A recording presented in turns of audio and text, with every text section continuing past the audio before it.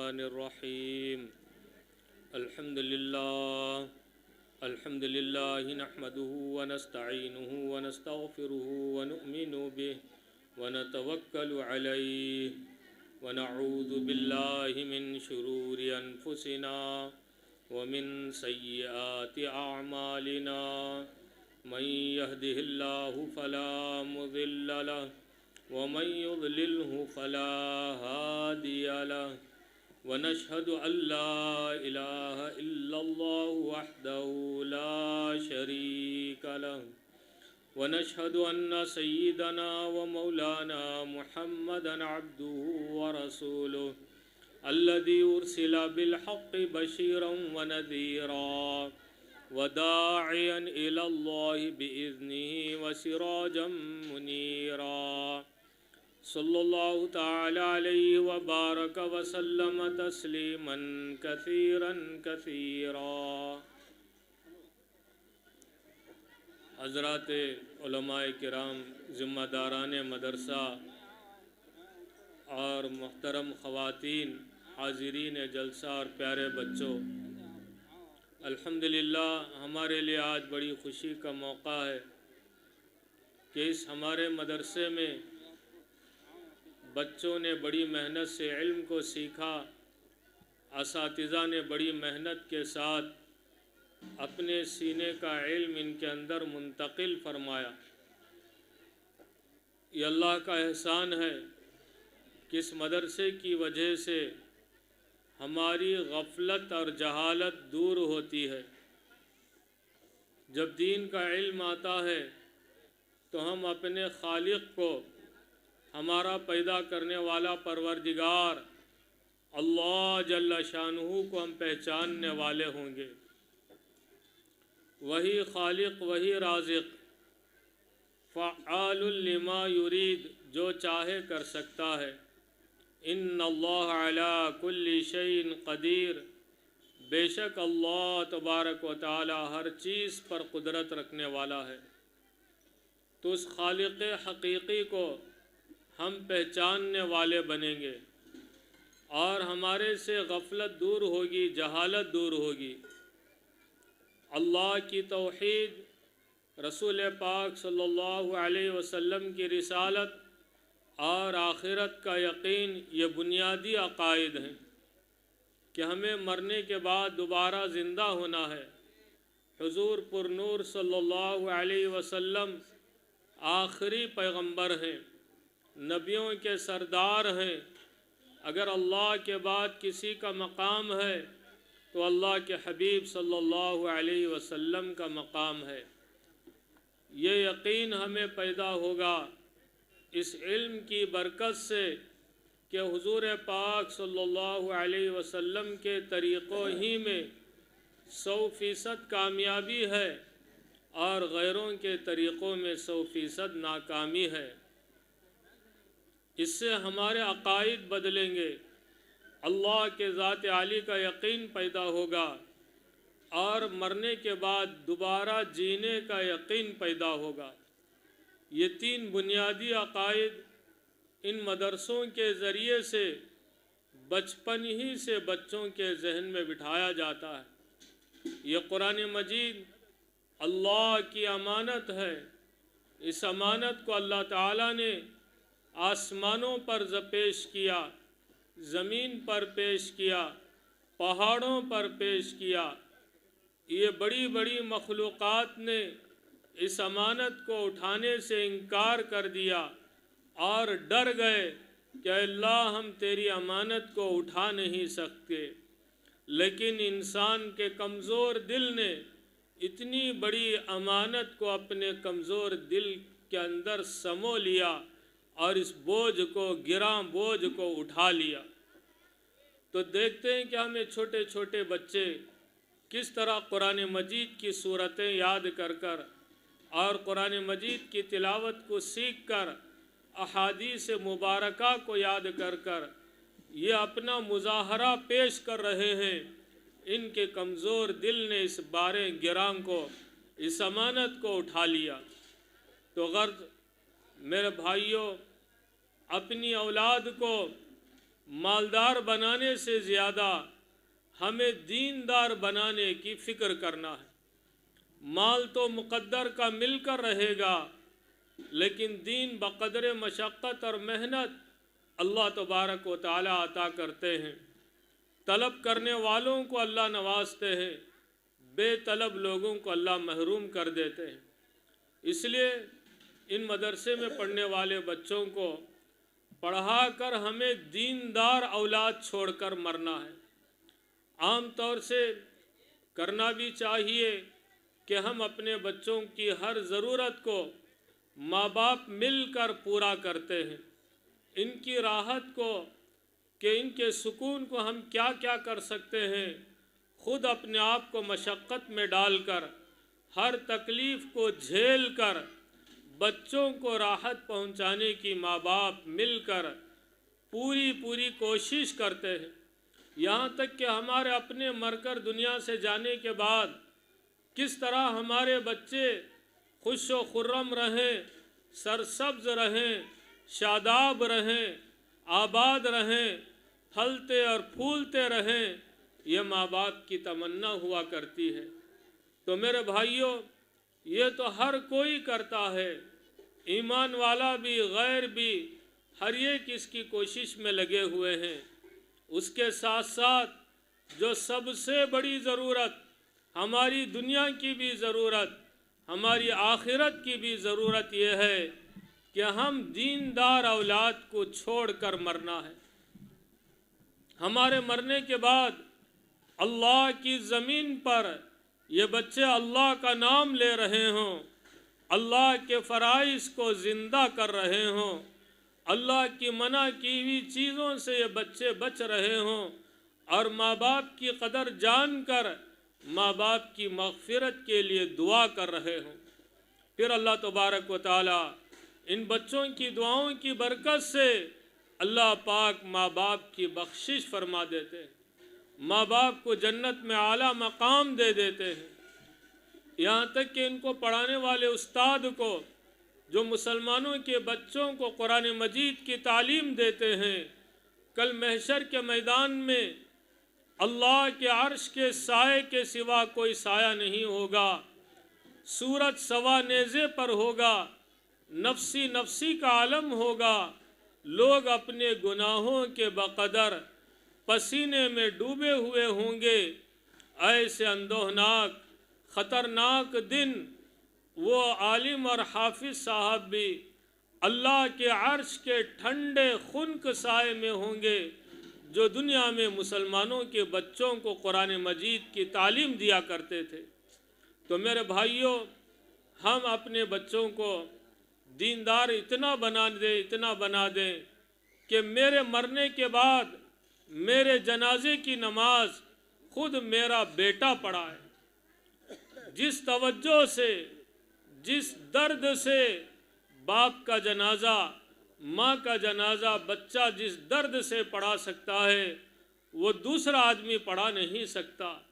وہ اپنی ڈیوٹی ضرور پورا کریں گے، ذمہ داری پورا ضرور کریں گے، لیکن جس درد سے، جس توجہ سے ایک دیندار، ایک عالم، ایک حافظ بچہ باپ کا جنازہ پڑھا سکتا ہے، ماں کا جنازہ جس درد سے پڑھا سکتا ہے، پرایا آدمی اس درد سے پڑھا نہیں سکتا۔ اس لیے میرے بھائیوں، یہاں سے یہ بات اپنے دامن میں باندھ کر لے جائیں کہ ہم اپنے بچوں کو مالدار بنانے سے زیادہ دیندار بنا کر اس دنیا سے ہم سب کو جانا ہے۔ ہم بھی علم کو سیکھنا ہے اور اپنی اولاد کو بھی علم سکھانا ہے۔ میرے بھائیوں، آج علم کی بہت کمی ہے۔ ان مکاتب سے اسی بات کی کوشش کی جا رہی ہے کہ ہمارے نسلوں کے ایمان کی حفاظت ہو جائے۔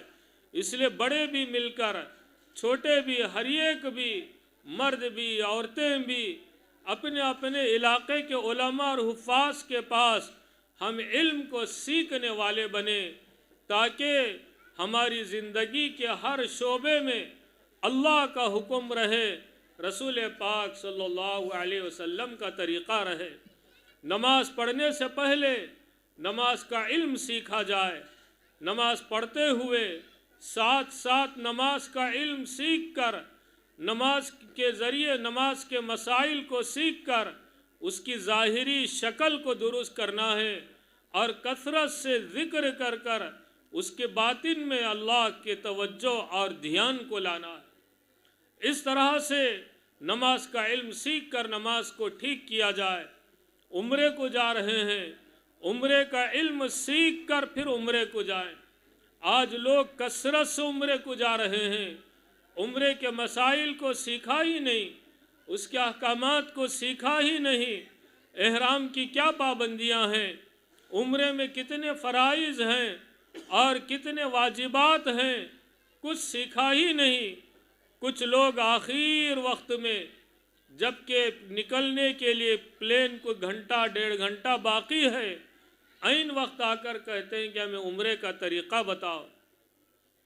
खैर ये भी गनीमत है, वरना लोग कुछ सीखे बग़ैर यूं ही तफरीह के तौर पर उम्रे का सफ़र करते हैं, हज का सफ़र करते हैं, कुछ सीखा ही नहीं, लाखों रुपये खर्च किया और उसका इल्म नहीं सीखा। यहाँ लोग फूल पहना रहे हैं, दावतें कर रहे हैं कि हाजी साहब हज को जा रहे हैं, हज के फ़राइज़ ही नहीं सीखे, हज के वाजिबात ही नहीं सीखे। वहाँ जाकर हाजी साहब क्या गुल खिला कर आए हैं यहाँ किसी को पता नहीं, सिर्फ महल्ले में ये मशहूर है कि ये हाजी साहब हैं। हाजी साहब वहाँ क्या कर कर आए हैं? एक साहब मदीने मुनव्वरा से एहराम बांध कर ज़ुल्हुलैफ़ा में आए और नमाज पढ़ी, लब्बैक पढ़ते हुए मक्के को आए और मक्के को आकर के एहराम खोल कर बैठ गए। हमने कहा कि हाजी साहब एहराम का भी हक़ होता है, काबे का तवाफ़ किया जाए, सफ़ा मरवा की सई की जाए, सर का हलक कराया जाए। कहा कि मैं पीर ज़ादा हूँ, तुम्हारे जैसे गुनहगार लोग जाओ हाँ और जाकर के सारे काम करो, मैं जो है पीर ज़ादा हूँ, मैं बख्शाया हूँ। इसको कहते हैं जहले मुरक्कब, जहालत दर जहालत, इतनी बड़ी जहालत कि एहराम का भी एक हक़ होता है, उसके हक़ को अदा करे बग़ैर बांधने के बाद खोल नहीं सकते। इसलिए उम्रे को जाने से पहले और हज को जाने से पहले, नमाज पढ़ने से पहले उस लाइन का इल्म को सीखना हमारे ऊपर, हर मुसलमान मर्द और औरत के ऊपर फ़र्ज़ है। लोग रमज़ान में रोज़ा रखते हैं, रोज़े के मसाइल को नहीं सीखा, सारे काफ़िले पार होने के बाद आकर पूछते हैं कि मेरे से गलती हो गई, तो हम उनसे कहा कि तुम्हारे ऊपर कफ़ारा वाजिब हो गया, 60 रोज़े मुसलसल रखो। काम होने के बाद आकर पूछते हैं कि हमारे से गलती हुई। रोज़ा रखने से पहले रोज़े के मसाइल को सीखा जाए। इसी तरह हर लाइन का इल्म, रमज़ान में लोग एतिकाफ़ में बैठते हैं, एतिकाफ़ में बैठने से पहले मोतबर उलमा और मुफ्तियान किराम के सामने बैठकर एतिकाफ़ के मसाइल को सीख कर फिर एतिकाफ़ में बैठा जाए। अगर आप रमज़ान में बैठकर मोतकिफ़ीन से बात करें और उनके हालात का जायज़ा लेंगे, कभी का उनका एतिकाफ़ टूट गया, फासिद हो गया, ऐसे सारे काम उनसे सादिर हो गए और उनको पता ही नहीं, और इस खुश फहमी में है कि हम एतिकाफ़ रमज़ान का कर रहे हैं। इसलिए मेरे भाइयों, हर लाइन का इल्म सीखना, शादी से पहले, शादी के बाद की ज़िंदगी का इल्म सीख कर अपनी इज़्दिवाजी ज़िंदगी को दुरुस्त रखना। कितने लोग हैं आकर कहते हैं हज़रत गुस्से में बोल डाला, आप ज़रा एडजस्ट कर लो, इन्हें गुस्से में बोला, इसकी बीवी को हज़रत कैसा एडजस्ट कर ले? हज़रत के बाप की थोड़ी शरीयत है, शरीयत अल्लाह की है, शरीयत अल्लाह का हुक्म है। नहीं गुस्से में बोल दिया, भाई वो चीज़ बोलने ही गुस्से में, यानी गुस्से ही में बोला जाता है। कोई ऐसा नहीं कि लाड़ में प्यार में आकर तुझे तीन, ऐसा नहीं बोलता, गुस्से ही में बोलने की ज़रूरत है। अगर इल्म को सीखा होगा, अगर इल्म को सीखा होगा, गुस्से को पिएगा, अपनी इज़्दिवाजी ज़िंदगी को, अपने जोड़े को संभाल कर موت تک لے کر چلے گا۔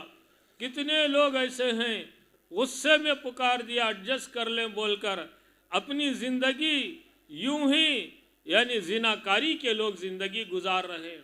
اس لیے کہ یہ بہانہ ہے کہ غصے میں بول دیا، یا اسی چیز ہے نشے میں بھی بولے گا تو واقع ہو جائے گی، مذاق میں بولے گا تو بھی واقع ہو جائے گی، غصے میں بولے گا تو بھی واقع ہو جائے گی۔ اس لیے شیخ سعدی فرماتے ہیں سر انجام جاہل جہنم بود، جاہل کا انجام جہنم ہوا کرتا ہے۔ علم نہ سیکھنے کی وجہ سے غفلت اور جہالت کی پٹی شیطان نے ہماری آنکھوں پر باندھ دیا، علم نہیں سیکھا، ازدواجی زندگی کو برباد کر لیا۔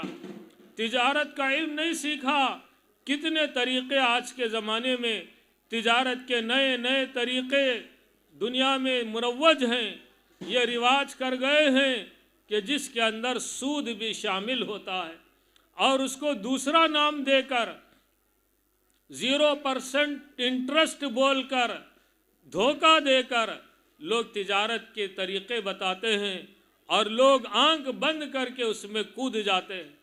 اہل باطل کو معلوم ہو گیا کہ ایمان والا سود نہیں کھاتا، اس کا نام بدل کر دوسرے طریقے سے بیچ میں فائنانس کمپنی کو بیچ میں ڈالتا ہے اور اپنے چیزوں کو بیچتا ہے، واشنگ مشین بیچتا ہے اور فریج بیچتا ہے، فلاں گھر کی چیزیں بیچتا ہے، اور یہ دعویٰ کرتا ہے کہ 0% یعنی انٹرسٹ، حالانکہ اس میں فائنانس کمپنی بیچ میں حائل ہوتی ہے۔ ہم نے وہ مفتیان کرام کو ایسے مفتی سے فتویٰ پوچھنا چاہیے جو تجارت کی شکل کو بھی جانتا ہو، شریعت کے اصول کو بھی جانتا ہو، پھر ہم تجارت کریں، ورنہ غیر محسوس طریقے سے لوگوں نے اس کو 0% کا چمکدار ملمہ سازی کر کر عوام کو دھوکہ دے کر اس کو یعنی انٹرسٹ میں، سود کاری میں، اس گناہ عظیم میں غیر محسوس طریقے سے مبتلا کر دیتے، آدمی کو پتہ بھی نہیں چلتا۔ بہرحال سود کے تعلق سے اللہ نے جتنا سخت حکم قرآن مجید میں فرمایا فَأْذَنُوا بِحَرْبٍ مِّنَ اللَّهِ وَرَسُولِهِ کہ سود خور کے لیے اللہ اور اس کے رسول کی طرف سے جنگ کا اعلان کر دیا جائے۔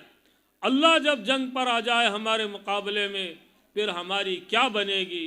اس لیے میرے بھائیوں، علم کے ذریعے سے حرام کے لقمے سے اپنے آپ کو بچانا ہے۔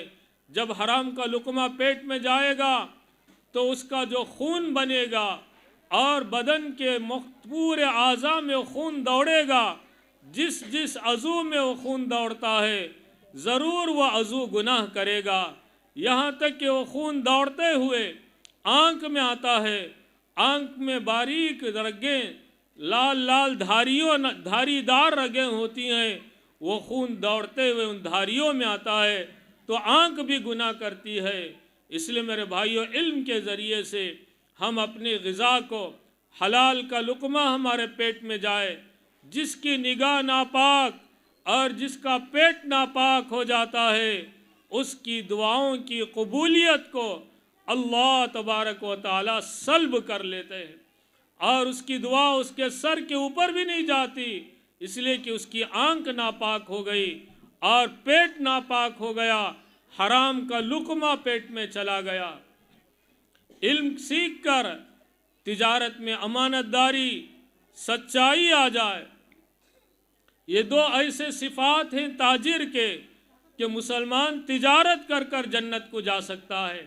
التاجر الصدوق الامین مع النبیین والصدیقین والشہداء والصالحین، سچا امانت دار تاجر جھوٹ نہیں بولتا، دھوکہ نہیں دیتا، کم ناپ کر کم تول کر، دکھانے کا سامان الگ دینے کا سامان الگ، ایسی خیانت نہیں کرتا۔ سچائی اور امانت داری کی وجہ سے مسلمان تجارت کر کر نبیوں کے ساتھ، صدیقوں کے ساتھ، صالحین کے ساتھ، شہداء کے ساتھ اللہ تبارک و تعالیٰ تاجر کا حشر فرماتے ہیں۔ جس کے اندر یہ دو صفات پیدا ہو جائیں۔ اس لیے فرمائے مسلمان بازار کو صرف ضرورت پورا کرنے نہیں جاتا، مسلمان بازار کو حکم پورا کرنے کے لیے جاتا ہے، اللہ کا حکم پورا کرنے کے لیے جاتا ہے۔ مسلمان مالدار ہو سکتا ہے، مسلمان دنیا دار نہیں ہو سکتا۔ اس لیے میرے بھائیوں اور محترم خواتین، ہر لائن کا علم سیکھ کر ہماری زندگی میں حیا اور سادگی آ جائے، ہماری زندگیوں سے بے حیائی اور شو ختم ہو جائے۔ سادگی میں حفاظت ہے اور شو میں خطرہ ہے۔ اس لیے مرد بھی جہاں دین کے ذمہ دار، وہیں عورتیں بھی دین کی ذمہ دار ہیں۔ مردوں کی دینداری سے عورتوں کی نجات نہیں، عورتوں کی دینداری سے مردوں کی نجات نہیں۔ ہر ایک دنیا میں اکیلا آیا ہے، اکیلا ہی جائے گا۔ مردوں سے کہا جاتا ہے کہ بھائی نماز پڑھو، نہیں ہمارے گھر میں بیکاں پڑھ لیتی۔ بیکاں سے کہا تمہیں نماز پڑھو ماں، نہیں ہمارے مردباں نے نماز پڑھ لیتی۔ قرآن پڑھو ماں، نہیں ہمارا بچہ جاتا مدرسے کو، تمہیں کیا کرتی؟ تمہیں بھی ایک دن اکیلے جانا ہے۔ اگر کسی کی دینداری سے کسی کی نجات ہوتی، دو پیغمبروں کی بیویاں جہنم میں نہ جاتی۔ حضرت نوح علیہ السلام جلیل القدر اولو العزم پیغمبر تھے، لیکن بیوی اور بیٹے نے بات نہیں مانی، نبی کے نکاح میں رہ کر جہنم رسید ہو گئی۔ قرآن ببانگ دہل ان کا اعلان کرتا ہے، ان کے واقعے کو بیان کرتا ہے۔ اسی طرح حضرت لوط علیہ السلام، یہ بھی بڑے پیغمبر، جلیل القدر پیغمبر، بیوی نے بات کو نہیں مانا، نبی کے نکاح میں تھیں اور جہنم میں داخل ہو گئی۔ غرض میرے بھائیوں، شوہروں کی دینداری بیویوں کو کام نہیں آتی، اسی طرح عورتوں کی دینداری اگر مردوں کو کام آتی تو فرعون مہاراج جہنم میں نہ جاتے۔ ان کی بیوی حضرت آسیہ دیندار تھیں اور اللہ کی وحدانیت پر ایمان لائیں، حضرت موسیٰ علیہ السلام کی رسالت پر ایمان لائیں، آخرت کا یقین تھا اور وہ مومنہ ہو گئیں اور اللہ کی برگزیدہ پارسا خاتون ہو گئیں، جنت کی حقدار ہوئیں۔ حضرت آسیہ کی دینداری فرعون مہاراج کو جہنم سے، اللہ کی پکڑ سے بچا نہیں سکی اور ہمیشہ کے لیے غرق ہو کر جہنم رسید ہو گیا۔ اسی طرح باپ کی دینداری بیٹے کو کام آتی تو حضرت نوح علیہ السلام کا بیٹا جہنم میں نہ جاتا، بیٹے کی دینداری باپ کو کام آتی تو حضرت ابراہیم علیہ السلام کا باپ آزر جہنم میں نہ جاتا۔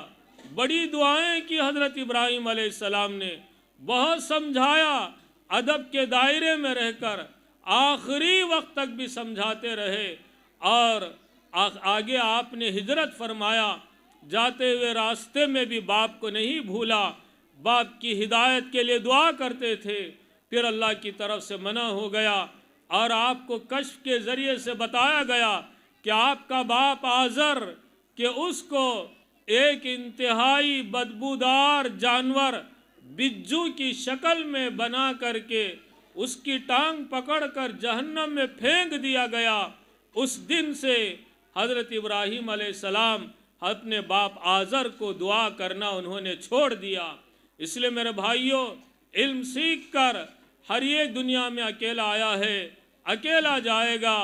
دنیا سے جاتے ہوئے علم کے ذریعے سے اپنی دنیا اور آخرت کو بناتے ہوئے، اپنی آخرت کو سنوارتے ہوئے، اپنی زندگی کو سنوارتے ہوئے، ہم سب کو اس دنیا سے مرنے کے بعد کی زندگی کی تیاری کرنا ہے۔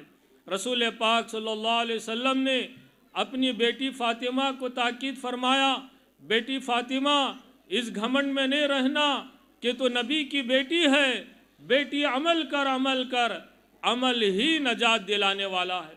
ایک موقع پر اپنی بیٹی اور پھوپھی حضرت صفیہ دونوں کو فرمایا، اعملا لا اغنی عنکما من اللہ شیئا۔ اے رسول اللہ کی بیٹی فاطمہ، اے رسول اللہ کی پھوپھی صفیہ، تم دونوں اپنے لیے کچھ کر لو، میں اللہ کی پکڑ سے تمہیں بچا نہیں سکتا۔ اس لیے محترم خواتین، اور عزیز بھائیوں، دوستوں، بزرگوں، ہم دنیا میں مرنے کے بعد کی زندگی کی تیاری کے لیے آئے ہیں۔ قرآن شریف کا یہ معجزہ ہے، دنیا کے علوم عمر کا ایک حصہ گزر جانے کے بعد دنیا کے علوم ہم سیکھ نہیں سکتے۔ اب مجھ جیسے انسان کو لے جا کر بیبی سٹنگ میں اور LKG میں UKG میں بٹھا دیا جائے تاکہ میں بیٹھ کر کے وہاں اے فار ایپل سیکھوں، دنیا ہنسے گی، لوگ تھوکیں گے۔ یہ بڈھے کو لے جا کر معصوم جنن منن بچے، ممو کھانے والے، اشو کرنے والے، ان کے بیچ میں بڈھے کو بٹھا دیا، لوگ تھوکیں گے۔ تو یہ دنیا کا اصول ہے۔ دنیا کا علم بچپن میں، لڑکپن میں، جوانی میں سیکھا جاتا ہے، لیکن اللہ کا کلام قرآن مجید کا یہ معجزہ ہے، جس عمر میں بھی سیکھو گے اللہ سکھا دیں گے، بشرطے کہ دل میں سچی طلب ہو اور پابندی۔ یہ دو چیزیں بڑی عمر میں بھی آدمی قرآن سیکھ سکتا ہے۔ اسی لیے بڑے کہتے ہیں آدمی بوڑھا ہو جائے تو ہو جائے، لیکن علم بوڑھا نہیں ہوتا، علم ہمیشہ جوان ہے، جوان ہی رہے گا۔ ہماری اپنی طلب کی ضرورت ہے کہ ہم اپنی طلب سے جس علم میں بھی سیکھیں گے۔ میں بھی اپنے محلے کی مسجد میں 22 سال سے تعلیم بالغان کے نام پر کلاس پڑھاتا ہوں۔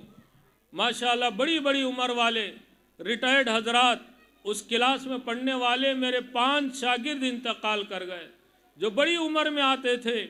ایک کو فالج ہو گیا تھا، بڑی مشقت سے نورانی قاعدہ لے کر لڑکھڑاتے ہوئے آئے اور نورانی قاعدہ پورا ہونے سے پہلے انتقال کر گئے۔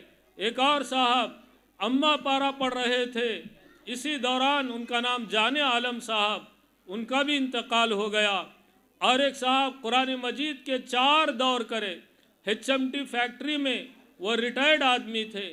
ریٹائرمنٹ کے بعد انہوں نے قاعدہ بغدادی الف با سے شروع کیا، 4 دور قرآن پڑھے اور اللہ کو پیارے ہو گئے۔ ایک صاحب ابھی زندہ ہیں جو جن کی کمر بالکل جھک چکے ہیں، اس حالت میں انہوں نے 7 دور قرآن پڑھے تجوید کے ساتھ۔ دل کے طلب کی بات ہے، دل کے چسکے کی بات ہے۔ ماشاءاللہ سننے میں آیا کہ یہاں بھی تعلیم بالغان کی کلاس چلتی ہے، اڈلٹ ایجوکیشن جس کو کہتے ہیں۔ بڑی عمر والے بھی، جوان بھی، بڈھے بھی، ہر ایک کی ضرورت۔ اللہ تبارک و تعالی اپنے بندوں کی کوشش کے اتنے قدردان ہیں، کوشش پر اللہ نواز دیتے ہیں۔ مثال کے طور پر کوئی حج کو جانے کا ارادہ کیا، حج بیت اللہ کے لیے تیاری کر رہا تھا، احرام باندھ لیا، زندگی نے ساتھ نہیں دی، انتقال ہو گیا۔ اس کوشش کے اللہ اتنے قدردان ہیں، ہر سال اس کی طرف سے ایک فرشتہ قیامت تک حج کرتا رہے گا۔ اور یہ حاجی لبیک پڑھتے ہوئے اگر موت آئی، جس حال میں مرتے ہیں اسی حال میں اٹھائے جاتے ہیں۔ محشر میں بھی یہ لبیک اللہم لبیک لبیک لا شریک لک لبیک کا ترانہ پڑھتا ہوا محشر میں کھڑا ہوگا۔ اسی طرح کوئی حافظ قرآن یا قرآن مجید کو مکمل تجوید کے ساتھ پڑھنے کے ارادے سے قاعدہ بغدادی لے کر الف با کی تختی پڑھ رہا تھا، اور اسی حالت میں ابھی پہلی تختی پوری نہیں ہوئی، حروف کو درست کرتے ہوئے، اس کے مخارج کو ٹھیک کرتے ہوئے، پروننسیشن کو سنوارتے ابھی پہلی تختی بھی پوری نہیں ہوئی، زندگی نے ساتھ نہیں دیا، موت واقع ہو گئی، تب بھی سستا سودا ہے۔ اللہ پاک محشر میں اس کی نیت کی وجہ سے اس کو حافظوں کی صف میں کھڑا کریں گے۔ پورا نورانی قاعدہ بھی نہیں، پہلی تختی پر حافظ قرآن بننے کی سعادت اس کوشش پر اللہ عطا فرماتے ہیں۔ اس لیے میرے بھائیوں، بڑے بھی، چھوٹے بھی، مرد بھی، عورتیں بھی، بچے بھی، سب کے سب علم کا شعور، جہالت اور غفلت کو معاشرے سے دور کرنا ہے اور علم کو سیکھنا ہے کہ ہم اللہ کے احکامات، تجارت معاملات کا علم، معاشرے کا علم، اخلاق کا علم، इबादत का इल्म, ईमानियात का इल्म सीख कर अकाइद को दुरुस्त किया जाए। इबादत का इल्म सीख कर हमारे नमाज रोज़ों को, दीगर फ़राइज़ इस्लाम को दुरुस्त किया जाए। इसी तरह हर लाइन का इल्म सीख कर उस शोबे को दुरुस्त करेंगे, इंशाअल्लाह जहालत और गफलत दूर होगी, ज़िंदगियों में अमन और सलामती आएगा और हुकूक़ को पहचानेंगे। हर एक का हक़ जहाँ अदा होगा, दुनिया में अमन और सलामती रहती है। जहाँ इल्म नहीं वहाँ जहालत है। जहालत की वजह से हक़ को नहीं जाना, शौहर ने बीवी का हक़ नहीं जाना, बीवी ने शौहर का हक़ नहीं जाना, माँ बाप ने औलाद का हक़ नहीं पहचाना, बच्चों ने माँ बाप का हक़ नहीं पहचाना। वहाँ लड़ाई झगड़े, फितना फसाद, ज़िंदगी का चैन सुकून ख़त्म हो जाएगा। इसलिए कि झगड़े हैं, झगड़े इसलिए हैं कि जहालत है, जहालत इसलिए कि हमने उसके लिए कुछ सीखा नहीं, कोशिश नहीं किया।